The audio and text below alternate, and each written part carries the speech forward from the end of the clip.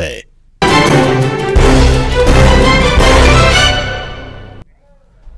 तीन का तड़का बुलेटिन का वक्त हुआ है। नमस्कार, मैं रविंद्र सिंह आपके साथ। शुरुआत करते हैं बड़ी खबर से। दरअसल इंडिगो एयरलाइंस का सर्वर डाउन हो गया है और सर्वर स्लो होने से यात्री काफी परेशान हो रहे हैं। सिस्टम स्लो होने के कारण फ्लाइट की बुकिंग पर भी असर पड़ा है। दोपहर 12:30 बजे से, यानी आज दोपहर 12:30 बजे से इंडिगो का यह सर्वर डाउन है। उससे यात्रियों को परेशानी हो रही है। जो यात्री अपनी फ्लाइट के लिए पहुंच रहे हैं उनको भी दिक्कत आ रही है, क्योंकि बोर्डिंग पास और बाकी जो फॉर्मेलिटीज होती हैं वो इसी सर्वर सिस्टम के थ्रू ही होता है और इसमें भी उनको दिक्कत आ रही है। इंडिगो एयरलाइंस के सर्वर डाउन होने की वजह से जो इंडिगो एयरलाइंस के यात्री हैं, न सिर्फ आज जो 12:30 बजे के लिए 12:30 बजे के बाद अपनी फ्लाइट्स के लिए एयरपोर्ट पे पहुंचे, उनको बोर्डिंग पास डाउनलोड करने में और बाकी फॉर्मेलिटीज़ करने में दिक्कत आई, बल्कि जो इंडिगो एयरलाइंस में टिकट बुकिंग कर रहे हैं यात्री आगे की यात्राओं के लिए, उनको भी परेशानी का सामना करना पड़ा है। तो काफ़ी दिक्कतों का सामना करना पड़ रहा है सर्वर डाउन होने की वजह से। तो बहुत सिस्टम स्लो हो चुका है, सर्वर डाउन है और इसी वजह से ये स्थिति आप देख सकते हैं एयरपोर्ट पर कैसे जो काउंटर इंडिगो एयरलाइंस का है वहां पर कितनी ज्यादा भीड़ यात्रियों की देखने को मिल रही है। इजराइल कभी भी ईरान के परमाणु ठिकानों को निशाना बना सकता है, यह दावा इजराइल के प्रधानमंत्री रहे एहुद बराक ने किया है। यही नहीं, एहुद बराक ने यह भी दावा किया कि इजराइल के निशाने पर सिर्फ ईरान के परमाणु ठिकाने ही नहीं हैं, बल्कि और कुछ भी है।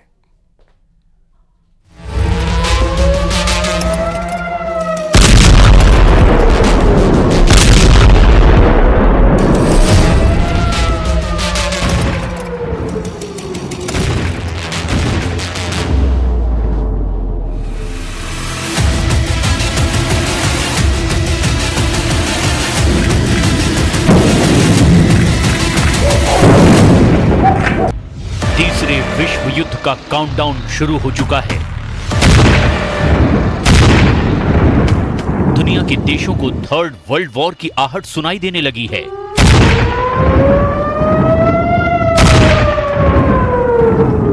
ऐसा इसीलिए क्योंकि ईरान ने अपनी ताकत दिखाने के लिए ऐसे देश को चुना है जो बदला लेने के लिए कुख्यात है।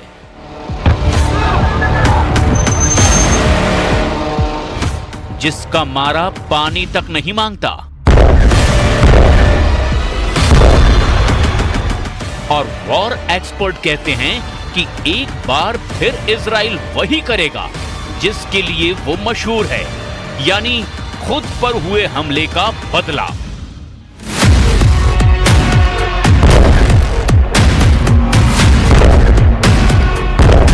बदला और सिर्फ बदला। इजराइल पर ईरान का यह हमला कब होगा, इजराइल अपना यह बदला कब लेगा, हो सकता है इसकी तारीख भी इजराइल ने मुकर्रर कर ली हो। थर्ड वर्ल्ड वॉर की आहट शुरू। इजराइल के निशाने पर ईरान की एटम साइट। क्या बड़ी तबाही आने वाली है।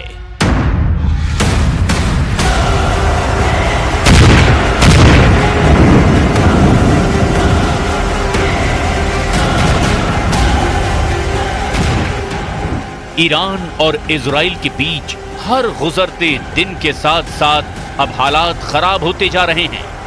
करीब 200 मिसाइलों से इजराइल पर हमला करके ईरान ये बता चुका है कि वो क्या कर सकता है, लेकिन इजराइल ने अपने पत्ते अभी नहीं खोले हैं, यानी इजराइल का बदला अभी बाकी है।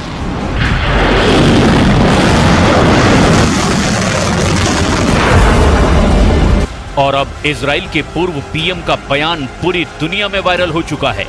इजराइल के पूर्व प्रधानमंत्री रह चुके एहुद बराक ने दावा किया है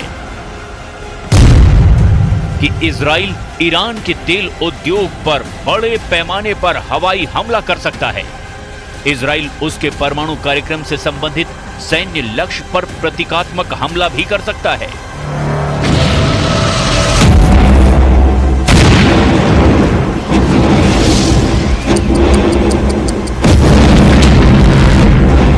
तो क्या ईरान के परमाणु ठिकानों पर अपने मिसाइलों का टारगेट नेतन्याहू ने लॉक कर दिया है?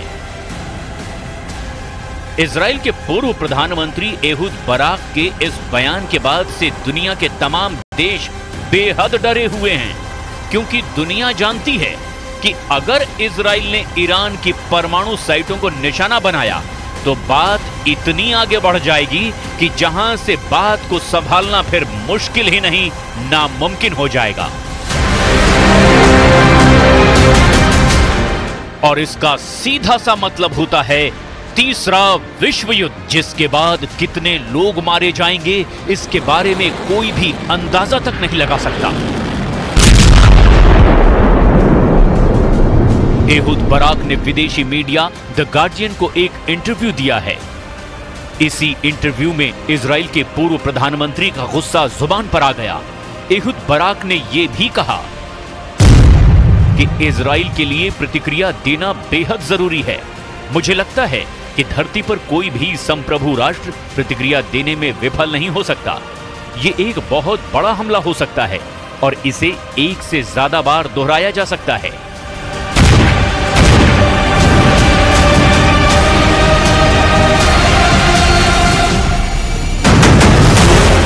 यानी इजराइल बदला लेगा और जरूर लेगा। इजराइल पर हुए ईरानी हमले के बाद अमेरिका भी इस बात को बखूबी जानता है कि पूरा इजराइल बेहद गुस्से में है और ऐसा हो ही नहीं सकता कि इजराइल खुद पर हुए हमले का बदला ना ले। और इसीलिए बाइडेन भी ईरान इजराइल के बीच तनाव पर सोच समझकर ही बोल रहे हैं। ईरान इजराइल के बीच तनाव को लेकर G7 देशों ने एक आपात बैठक भी बुलाई थी। इसी दौरान अमेरिकी राष्ट्रपति जो बाइडेन ने कहा कि वो इजराइल के साथ हैं, लेकिन अगर इजराइल ईरान के न्यूक्लियर साइट्स पर हमला करता है तो अमेरिका इसमें उसका साथ नहीं देगा। अब अमेरिका के राष्ट्रपति जो बाइडेन से पूछा गया कि क्या इजराइल ईरानी तेल के अड्डों पर हमला करेगा, तो सुनिए बाइडेन ने क्या कहा। Would you support Israel striking Iran's oil facilities, sir? We're in discussion with that. I think that would be a little anyway. लेकिन नेतन्याहू अड़े हैं कि ईरान को इस हमले की कीमत चुकानी ही होगी। אני מבקש לשלוח תנחומים מעומק ליבי למשפחות גיבורינו שנפלו היום בלבנון. השם ייקום דמם, יהי זכרם ברוך. אנחנו בעיצומה של מלחמה קשה נגד ציר הרשע של איראן שמבקש להשמיד אותנו. זה לא יקרה, כי נעמוד יחד ובעזרת השם ננצח יחד.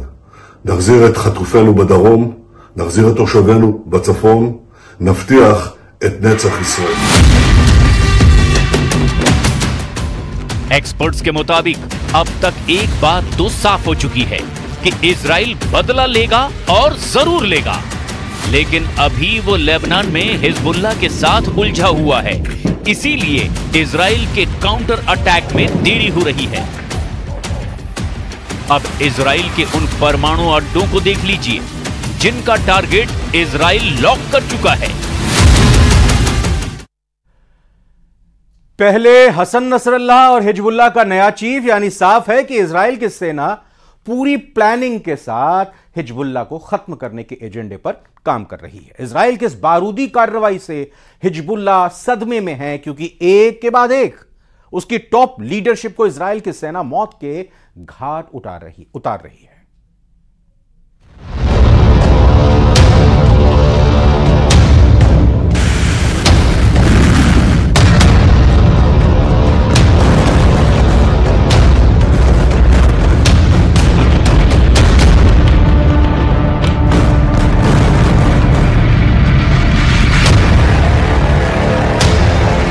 मार डाला हिजबुल्लाह का नया चीफ। महज 6 दिन के अंदर हिजबुल्लाह के 2 चीफ मारे जा चुके हैं। आप इन 2 तस्वीरों से समझ सकते हैं कि लेबनान की राजधानी बेरूत कैसे हिजबुल्लाह के लिए कब्रिस्तान बन चुका है। 32 साल तक हिजबुल्लाह का चीफ रहा 64 साल का हसन नसरल्लाह 27 सितंबर को उस वक्त मारा गया जब वो एक इमारत के नीचे बने बंकर में ईरान और हिजबुल्लाह के टॉप कमांडरों के साथ मीटिंग कर रहा था। नसरल्लाह करीब 60 फीट नीचे एक बंकर में मौजूद था जिस वक्त उसे मारा गया। नसरल्लाह के मारे जाने के 2 दिन बाद उसके ममेरे भाई हाशिम सैफुद्दीन को हिजबुल्लाह का चीफ बनाया गया, लेकिन चीफ बनने के महज 4 दिन के बाद इजरायली सेना ने उसे भी मार डाला। इन 2 तस्वीरों से साबित होता है कि लेबनान में अब ऐसी कोई जगह नहीं बची है जहां इजराइल हमला ना कर सके।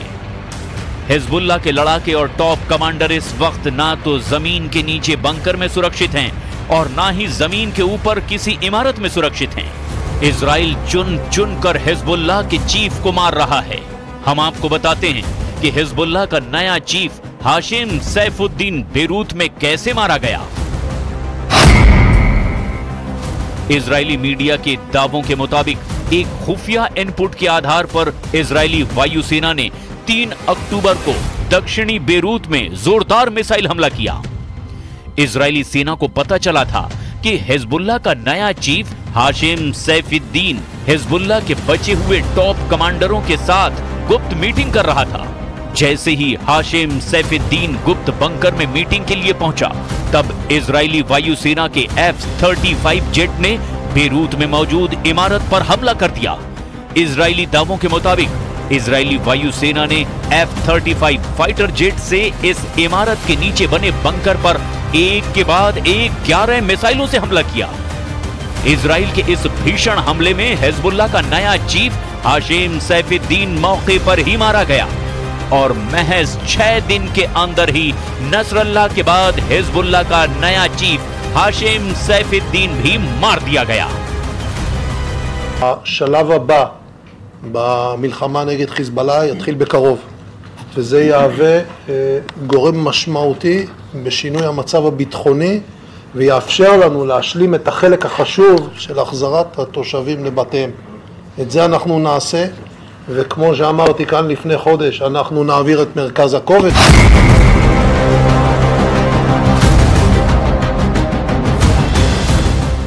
इजराइल के प्रधानमंत्री नेतन्याहू और इजरायली सेना के टॉप कमांडर्स ने खौफनाक प्लान के तहत हिजबुल्लाह का सफाया पूरी तरह से करना शुरू कर दिया है और महज 2 हफ्ते में ही इजराइल के भीषण हवाई हमलों ने हिजबुल्लाह की रीढ़ तोड़कर रख दी है।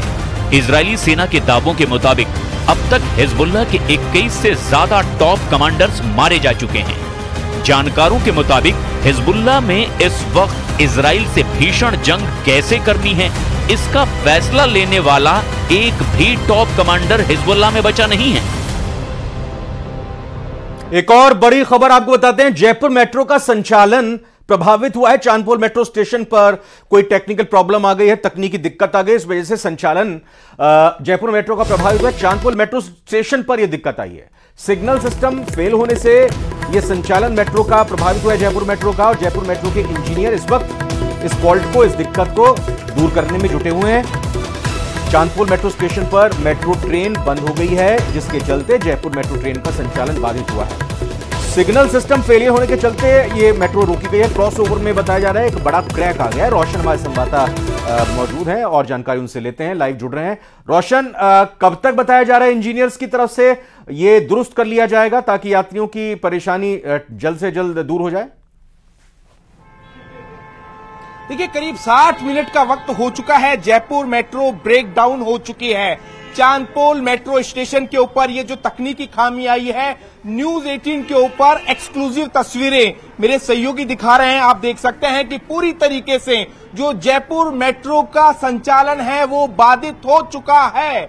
जयपुर मेट्रो कहा जा सकता है कि जो ब्रेक डाउन हो गए हैं, उस वजह से कहा जा सकता है कि यात्रियों को जो है भारी परेशानी यहां पर उठानी पड़ रही है। आप देख सकते हैं कि यहां पर जो यात्री हैं वो परेशान यहां पर नजर आ रहे हैं। तस्वीरों के अंदर आप देख सकते हैं। सीधे हम यात्रियों से जुड़ेंगे। क्या कुछ अभी दिक्कत आ रही है अभी मेट्रो के संचालन में? आप लोग कर पा रहे हैं सफर? नहीं, मुझे पता नहीं। तो आप यहाँ पर देखिए, आप लोग यहाँ पर मेट्रो से आए, मेट्रो का संचालन हो पा रहा है? नहीं हो पा रहा, हम बहुत परेशान हो रहे हैं। मेट्रो के भरोसे हम यहाँ पे आ गए। मेट्रो के भरोसे आ गए। अब कितनी देर से आप परेशान हो रहे हैं? हम आधा घंटे से यहाँ हैं। तो आप देख सकते हैं कि जो ब्रेक डाउन है वो चांदपोल मेट्रो स्टेशन के ऊपर आया है। आप तस्वीरें देख सकते हैं कि जो जयपुर मेट्रो, जयपुर वासियों की जो लाइफ लाइन थी, कहा जा सकता है कि मानसरोवर मेट्रो स्टेशन से जो बड़ी चौपड़ तक का जो लोग सफर करते थे वो पूरी तरीके से बाधित हो गया है। आप यहां पर देखिए कि जो नीचे जो टर्नल है वहां पर बताया जा रहा है कि जो ट्रैफिक सिग्नल सिस्टम है वो पूरी तरीके से फेल हो चुका है। यानी कुल मिलाकर कहा जा सकता है कि जो जयपुर मेट्रो का जो सिस्टम है वो पूरी तरीके से फेलियर हो चुका है। बताया जा रहा है कि जिस तरीके से इंडियन रेलवे में फिश प्लेट होती है उसी तर्ज के ऊपर यहां पर जो क्रॉस सिग्नल सिस्टम है उसके अंदर बड़ा क्रैक आया है। अब उस जो क्रैक को यहां पर दुरुस्त करने के लिए समय लगेगा। इसको लेकर जयपुर मेट्रो रेल कॉर्पोरेशन के जो इंजीनियर ने लगातार डीएमआरसी के यहां पर संपर्क के अंदर यहां पर मौजूद है। आप यहां पर देख सकते हैं कि यहां पर सुरक्षा कारणों के चलते हम अभी बताइए तो ये हम देख रहे हैं कि यात्रियों को अब अंदर नहीं जाने दिया जा रहा है, वो वापस नहीं जा रहे हैं। टिकट की बिक्री भी अभी बंद हो गई होगी क्योंकि जब संचालन ही नहीं हो रहा तो टिकट की बिक्री करने का भी कोई फायदा नहीं है। कुछ इंफॉर्मेशन दी जा रही है यहां पर कि कब तक ठीक हो जाएगा? तरीके से कहा जा सकता है कि जो बाधित है संचालन वो बाधित हो गया। यहाँ पर आप देखिए कि जो पैसेंजर्स हैं वो यहाँ पर आए हैं, जो यहाँ पर जो सुरक्षा कर्मी जो तैनात हैं वो लोगों को यहाँ पर जाने नहीं दे रहे हैं। सर क्या कुछ रहा, किन कारणों से अंदर नहीं जाने दे रहे अभी तक? टेक्निकल इशू आ गया इसलिए बंद है, अभी जाने नहीं दे रहे पैसेंजर्स को। जो पैसेंजर्स मौजूद थे उन्हें क्या सुरक्षित निकाल लिया गया है? हाँ बिल्कुल, सारे पैसेंजर्स तो ठीक है, जो पैसेंजर अंदर थे उनको बाहर ले आए गए और बाहर वाले पैसेंजर्स को अंदर या सफर करने के लिए नहीं जाने दिया जा रहा। नजर रहेगी, अपडेट आपको देंगे। लेकिन एक बयान ने तूफान मचा दिया है। खबर उत्तर प्रदेश के गाजियाबाद से है, जहां डासना देवी मंदिर के महंत यति नरसिंहानंद गिरी के एक बयान पर जबरदस्त बवाल मच गया। मोहम्मद साहब पर दिए गए बयान के बाद नरसिंहानंद पर लोगों की धार्मिक भावनाएं आहत करने का आरोप लगा है।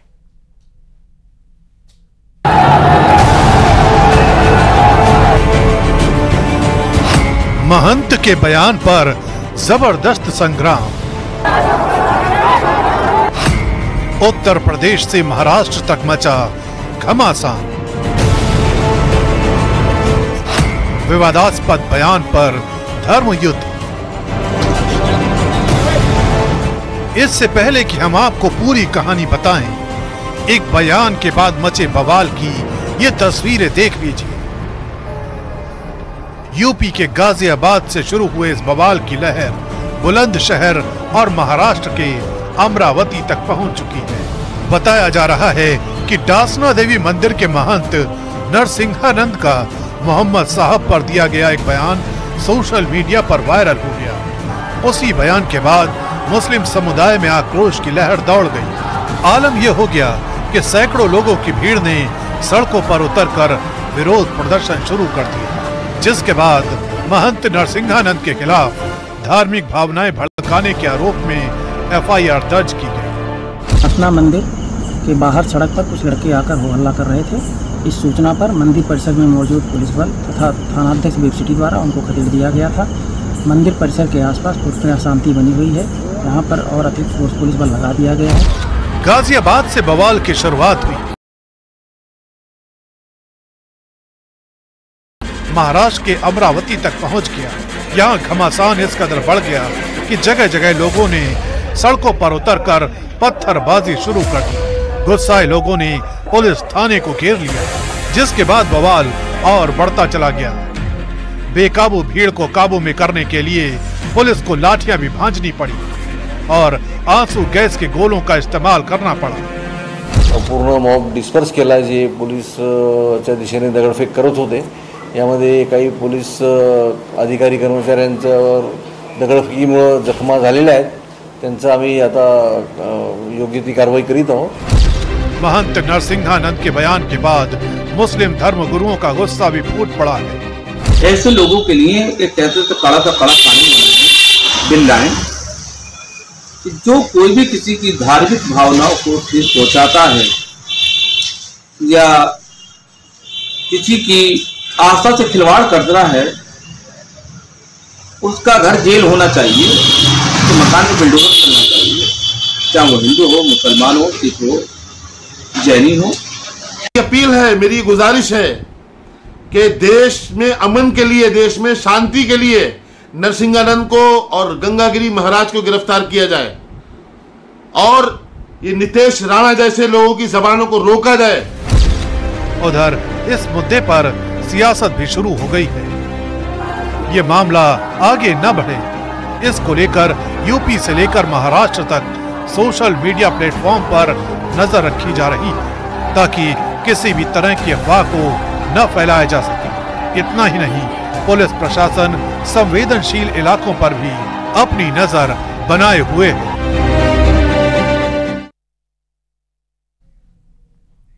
जवान और खूबसूरत भला कौन दिखना नहीं चाहता, लेकिन इसकी आड़ में आप बहुत बड़ी धोखाधड़ी के शिकार भी हो सकते हैं। और इसीलिए यह खबर जो आपको दिखा रहे हैं आपको सावधान करने के लिए है। कानपुर में एक दंपति ने सैकड़ों लोगों को करोड़ों की चपत लगा दी। उन्होंने लोगों को बुढ़ापे से जवान होने के सपने दिखाए। कई लोग उनके झांसे में भी आ गए, जवान होने के लिए गए थे। लेकिन जब उन्हें ठगी का पता चला कि हम ठगे गए हैं, तब तक आरोपी फरार हो चुका था। पुलिस अब दंपति की तलाश में जुटी है। यह बंटी बबली जो बूढ़ों को जवान करने के नुस्खे बताती थी, उनको तलाश रही है।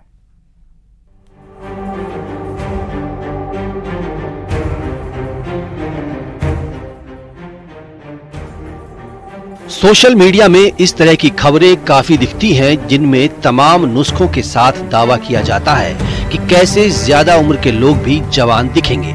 लेकिन ठगों ने इसे भी हथियार बना लिया।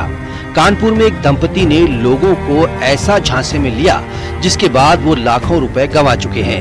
अब ठगी का शिकार हुए ये लोग पुलिस से मदद की गुहार लगा रहे हैं। आरोप है कि एक दंपति ने जादुई टाइम मशीन से बुजुर्गों को जवान करने की बात बताई। इनको विश्वास में लिया गया कि अगर आपकी उम्र 50 या 60 साल की है तो एक मशीन की थेरेपी से आपकी उम्र आधी दिखेगी। यदि आप वृद्ध अवस्था में हो और जवान होने का सपना देख रहे हो तो सावधान हो जाएं, क्योंकि इन दिनों कानपुर में बंटी और बबली ने लोगों को अपनी बातों से ठगी का शिकार बनाया, जहां एक और मशीन का झांसा देकर लोगों को अपने फिटनेस सेंटर बुलाया कि ताकि 60 के वृद्ध 25 के युवा लगेंगे। हमसे रिवाइवल वर्ल्ड के नाम से कंपनी बनाई गई हमारे शहर में, जो कि मिस्टर राजीव दुबे की मिसेज रश्मि दुबे के द्वारा बनाई गई।